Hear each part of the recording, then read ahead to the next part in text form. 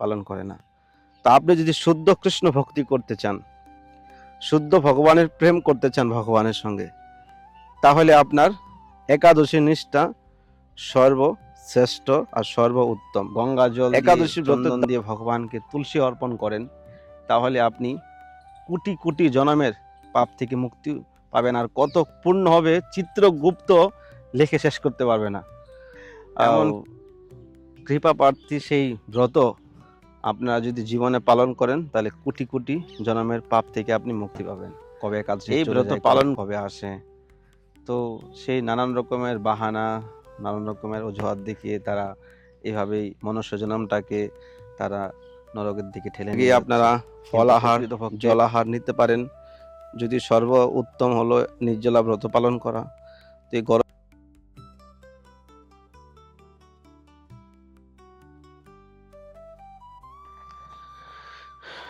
হরে কৃষ্ণ কৃষ্ণ কৃষ্ণ হরে হরে, হরে রাম রাম রাম হরে হরে। সবাইকে আকাশ বৃন্দাবন ব্লগে এসে স্বাগতম। আশা করি সবাই ভালো আছেন, সুস্থ আছেন। আজকে থাম্বনেল দেখে বুঝতে পেরেছেন কি নিয়ে কথা বলতে এসেছি। একাদশী ব্রত আসছে। একাদশী কবে আমরা পালন করব, আর একাদশীর নাম কি, তার ব্রত পালন করার সঠিক নিয়ম কি। আমাদের বর্তমান সমাজে অনেকেই বলে থাকে যে আমরা একাদশী করার টাইম নেই, বা আমরা একাদশী করব জানি না, কবে একাদশী চলে যায়, কবে আসে। তো সেই নানান রকমের বাহানা, নানান রকমের অজুহাত দেখিয়ে তারা এভাবেই মনুষ্য জন্মটাকে তারা নরকের দিকে ঠেলে নিয়ে যাচ্ছে। কিন্তু প্রকৃতপক্ষে আমরা যদি এভাবে জীবন কাটাই, তাহলে আমাদের জীবন নরকগামী ছাড়া আর কিছুই হবে না। আর এই সব থেকে বড় মাহাত্ম্যপূর্ণ কামিকা একাদশী আসছে। কামিকা একাদশী ব্রত কবে? আগামী 9 তারিখ রবিবার, 9 আগস্ট রবিবার আপনারা কামিকা একাদশী ব্রত পালন করবেন।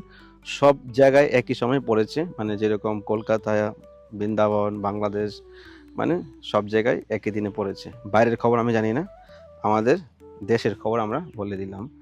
তো এই কামিকা একাদশী এতটাই মাহাত্ম্যপূর্ণ, এতটাই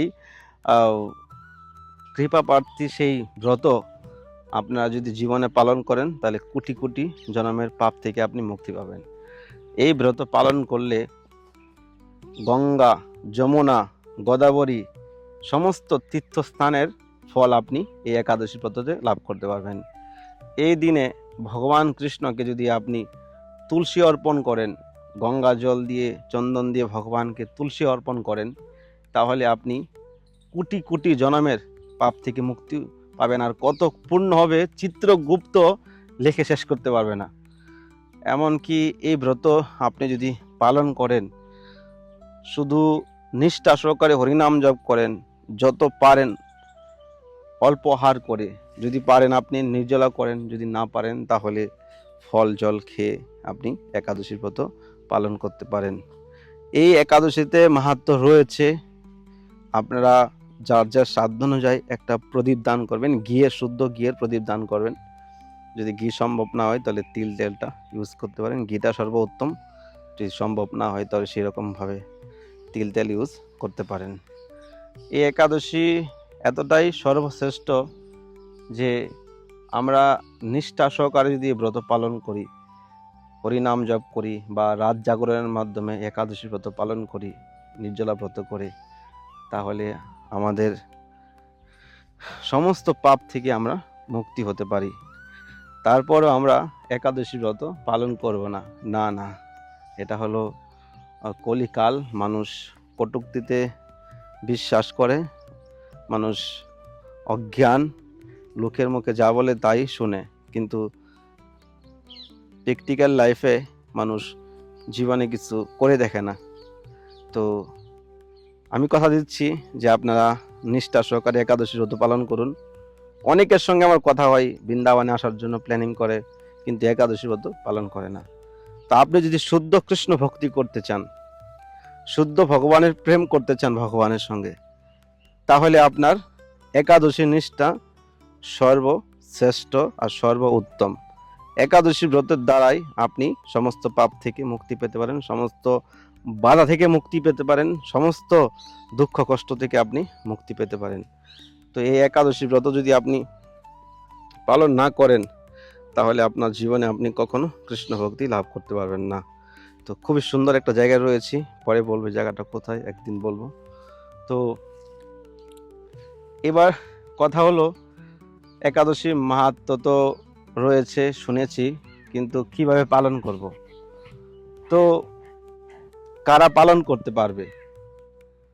তো বলবো যে আমাদের মহাজনরা বলে থাকে 8 বছর থেকে ধরে 80 বছর বয়স পর্যন্ত প্রত্যেকটা ব্যক্তিরই একাদশী ব্রত পালন করা বাধ্যতামূলক। ছেলে হোক আর মেয়ে হোক, যে কোনো লোক হোক, যে কোনো মুহূর্ত হোক, যে কোনো সময় হোক, যে কোনো মুহূর্তে হোক না কেন, মানে ভগবানের দিন প্রত্যেকটা একাদশী ব্রত তার জীবনে করতে হবে, যে কোনো পরিস্থিতি থাকুক না কেন। এটাকে বলা হয় একাদশী নিষ্ঠা। বলেন অসুস্থ পড়েছে, এই প্রবলেম সেই প্রবলেম, কোনো অসুবিধা নেই। একাদশীর দিন যদি আপনি মারাও যান, মৃত্যু হয়ে যায়, তাহলে আপনার সদ্গতি হবে। তো 8 বছর থেকে 80 পর্যন্ত বয়স পর্যন্ত সবাই একাদশী ব্রত করতে পারবে। এবার আগের দিন অর্থাৎ একদিন আগে যারা আমিষ ভোজী তাদেরকে বলো আপনারা আমিষ ত্যাগ করুন, ভগবানকে ভোগ লাগিয়ে আহার গ্রহণ করেন, নাহলে আপনার পাপের ভাগিদার কেউ হবে না, আপনার নিজেরই হতে হবে, কেউ আপনাকে বাঁচাবে না। তো আমিষভোজী যারা রয়েছেন আগের দিন নিরামিষ প্রসাদ গ্রহণ করবেন। একাদশীর আগের দিন দশমীর দিন একবেলা আহার করবেন, যদি পারেন একবেলা করাটাই সব বেস্ট, যদি না পারেন দুবেলা করে নিলেন, একবেলাটাই সবথেকে উত্তম। একাদশীর দিন ব্রহ্ম মুহূর্তে ঘুম থেকে উঠে স্নান ধুতি করে নতুন বস্ত্র বা ধোয়া বস্ত্র পরে আপনারা মঙ্গল আরতি তুলসী দেবীকে আপনারা আরতি করতে পারেন, ভগবানের মঙ্গলা দর্শন করতে পারেন, মঙ্গল আরতি করতে পারেন। আপনি ভগবানের মন্দিরে যেতে পারেন। তো এইভাবে আপনারা দিনটা শুরু করবেন, হরিনাম জপ করবেন, বেশি বেশি ভগবানের নাম কীর্তন করবেন, সাধুসঙ্গ, হরিকথা, একাদশীর মাহাত্ম্য পাঠ করবেন শ্রদ্ধ অনুযায়ী, আর কৃষ্ণ ভাবনাময় দিনটাকে আপনি অতিবাহিত করবেন। তো একাদশী ব্রত এভাবে আপনারা পালন করতে পারেন। আহার কি করবেন? আহার ভগবানের কে ভোগ লাগিয়ে আপনারা ফল আহার, জল আহার নিতে পারেন। যদি সর্ব উত্তম হলো নির্জলা ব্রত পালন করা। তো এই গরমের সিজনে যদি চেষ্টা করেন নির্জলা পারেন তো নির্জলা করেন, যদি না পারেন তো একবেলা ফল আহার করে ব্রত করেন, বেশি বেশি হরিনাম জপ করেন, একাদশী মাহাত্ম্য পাঠ, ভাগবত যে কোনো হোক পাঠ কীর্তন আপনারা করে দিনটা অতিবাহিত করবেন। সাবান তেল গায়ে ইউজ করবেন না, যতটা পারেন কথা কম বলার চেষ্টা করবেন দিনটা, ভগবানের নাম চিন্তন ধ্যান করবেন, যতটা পারেন একবারে সীমিত কথা বলার মধ্যে দিনটাকে অতিবাহিত করবেন, কথা কম বলার প্রয়াস করবেন, কেননা কখন কোনো বাজে কথা বা কোনো অধর্ম কথা যদি মুখ থেকে বেরোয় তো ওই দিনটা আমাদের পাপের ভাগিদার হতে হবে। এই জন্য অনেক সাধু সন্তরা একাদশীর দিন মন ব্রত করে, মানে একবার কথা বলে না কারোর সঙ্গে। তো এইভাবে আপনারা ব্রত পালন করতে পারেন। একাদশী ব্রত প্রত্যেকটা একাদশীতেই তার মাহাত্ম্য রয়েছে, কিন্তু সর্বশ্রেষ্ঠ মাহাত্ম্য হলো এটাই, মাধব তিথি ভক্তি জননী যতন পালন করি। এটা হলো ভগবানের অত্যন্ত প্রিয় তিথি। এই ব্রত পালন করলে ভক্তি দেবী আমাদেরকে ভক্তি প্রদান করে, সর্ব পাপ থেকে মুক্তি করে। এই জন্য এই ব্রত পালন করুন। আর যদি কিছু জানার থাকে তো অবশ্যই নিচে দেওয়া নাম্বারে কন্ট্যাক্ট করতে পারেন। আমরা একটা ছোটোখাটো বৃন্দাবনে মন্দির করার চেষ্টা করছি, তো আপনারা যদি কেউ মন্দিরের জন্য হেল্প করতে চান তো স্ক্রিনে নাম্বারে কন্ট্যাক্ট করতে পারেন। আর একাদশীতে আমরা আমাদের বিশেষ ফুল বাংলা সিঙ্গার ভোগ অনেক সেবা রয়েছে একাদশী উপলক্ষে। একাদশীতে কোটি গুণা ফল দেওয়া যদি কৃষ্ণ সেবা কেউ করতে পারে তার জীবনে সে ভগবানের অনন্ত কৃপা লাভ করতে পারবে, অনন্য কৃপা লাভ করতে পারবে। তো আপনারা যদি কেউ একাদশী উপলক্ষে আমাদের রাধারানীর সেবায় যুক্ত হতে চান, ফুল বাংলা ড্রেস, তো স্ক্রিনে নাম্বার আপনারা সেবা করতে পারেন। তো ভালো থাকেন সবাই, সুস্থ থাকেন। আর এই ব্রত পালন না করলে তার উল্টা বিপরীত ফল ভোগ করতে হবে। অনেকে পঞ্চশস্য গ্রহণের নাম করে অনেক কিছু খেয়ে নেয়, তো ওই দিকে যাবেন না। ফল আহার, জল আহার, নির্জলা সর্বোত্তম। যদি আপনি না পারেন তো আলু সিদ্ধ করে লবণ, সিন্ধু লবণ দিয়ে ভগবানকে ভোগ লাগিয়ে ঘি দিয়ে আপনারা পেতে পারেন। ফল, যে কোনো ফল খেতে পারেন। জল তো আপনি খেতে পারেন। যদি নির্জলা করেন তাহলে তো একবারে জল আহার পর্যন্ত করতে পারবেন না। তো সেভাবে আপনারা ব্রত পালন করতে পারেন। তো যদি আপনারা কেউ সেবা করতে চান, স্ক্রিনের নাম্বারে কথা বলতে পারেন বা যোগাযোগ করতে পারেন। দেখা হচ্ছে আবার নতুন ভিডিওতে, নতুন ব্লগে। ভিডিওটা একটু লেট হচ্ছে যা পোস্ট করতে, আপনারা অবশ্যই দেখে নেবেন। নেক্সট ভিডিও দেখা হচ্ছে। রাধে শ্যাম।